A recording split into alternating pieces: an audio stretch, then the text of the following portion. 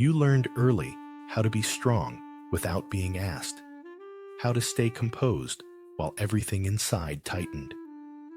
Being dependable became your role, even when no one noticed how heavy it felt.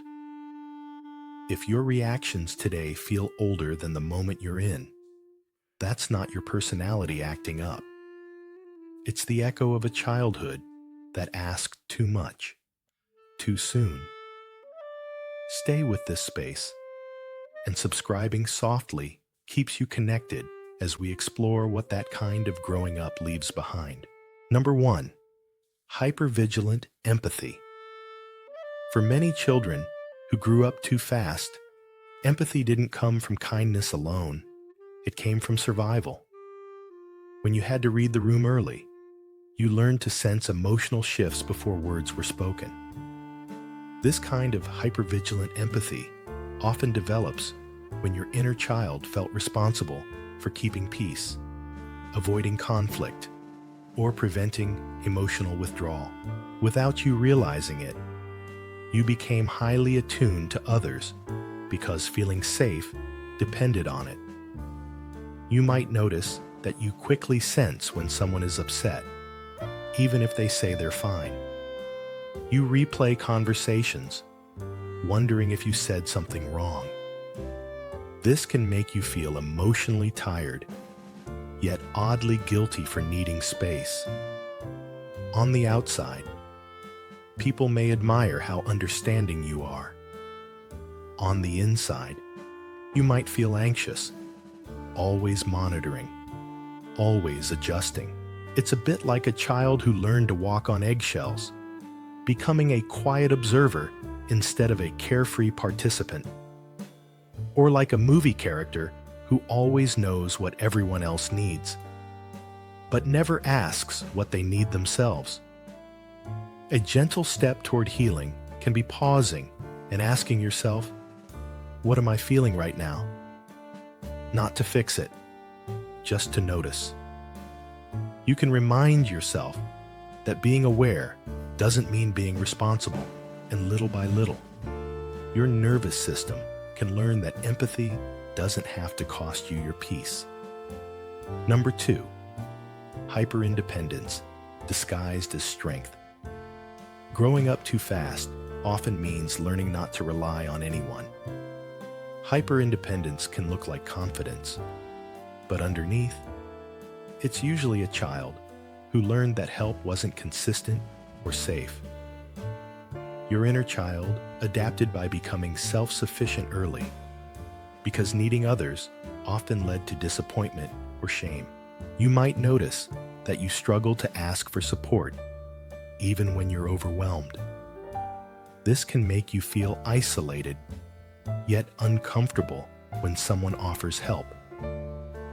You tell yourself it's easier to do everything alone, but sometimes it feels heavy, like you're carrying more than you should.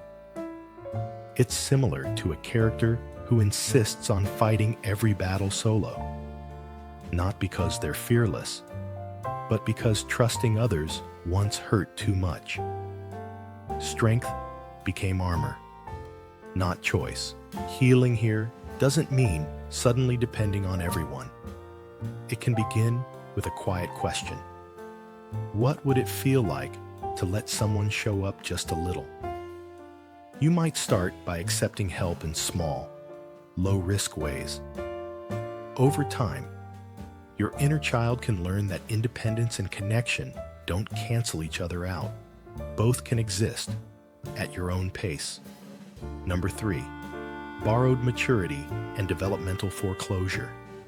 Children who grew up too fast often skipped important emotional stages. Borrowed maturity happens when you had to think, act, or feel like an adult before you were ready. Developmentally, your inner child didn't get enough space to be messy, dependent, or playful. Instead, responsibility arrived early. You might notice that you feel older than your age. Even now, fun can feel unfamiliar or undeserved. This can make you feel disconnected when others seem carefree. while you stay serious or overly composed.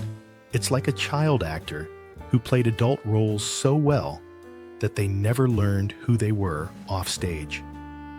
Or like a plant forced to grow too fast, skipping the time it needed to strengthen its roots. A gentle healing approach can be giving yourself permission to reclaim small moments of play or rest. You might ask, what did I never get to do back then? Healing doesn't mean reliving childhood. It means allowing your nervous system to experience safety in softness, slowly and kindly. Number 4, boundaries wrapped in guilt. When you grew up too fast, boundaries often felt dangerous. Saying no might have led to rejection, anger, or emotional distance. So your inner child learned that keeping others comfortable was safer than protecting yourself. As an adult, boundaries can come wrapped in guilt. You might notice that you explain yourself too much or feel bad for needing space. This can make you feel torn between resentment and responsibility, unsure why simple limits feel so hard. It's like a door with no lock, always open because closing it once caused pain. Over time, exhaustion replaces clarity. A healing step can be noticing guilt without obeying it. You might gently say to yourself, feeling guilty doesn't mean I'm doing something wrong. Boundaries can be acts of care, not rejection. And with time, your inner child can learn that safety doesn't disappear when you honor yourself. Number 5, the witness wound. Many children who grew up too fast became silent witnesses to adult emotions. You saw stress, sadness, or conflict without having the power to change it. This creates a witness wound, where your inner child learned to observe pain rather than express their own. You might notice that you listen well, but rarely share deeply. This can make you feel invisible, even in close relationships, as if your role is to hold space but never take it. It's like being backstage your whole life, watching others perform while your own voice stays quiet. Over time, this can feel lonely. Healing can start with small acts of self-expression. You might ask, what would it be like to let myself be seen? Just a little. Writing, speaking, or even naming your feelings internally can be enough. Healing takes time, and your story deserves space too.